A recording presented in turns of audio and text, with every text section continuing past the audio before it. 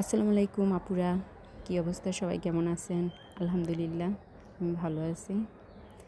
আজকে ছেলেটা বলতেছে আম্মু টিফিনের জন্য কিছু না কিছু করে দেওয়ার জন্য। প্রতিদিনই কিছু না কিছু করে দিই, তো বলতেছে আজকে কোনো অন্য একটা আইটেম করার জন্য। তো জর্দা পোলাও করে দিলাম টিফিনের জন্য। টিফিনে তো কিছু না কিছু খাওয়াই লাগে।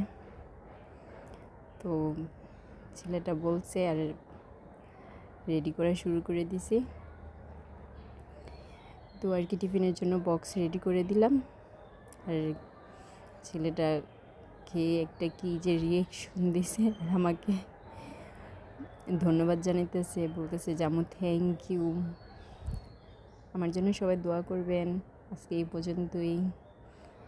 আল্লাহ হাফিজ।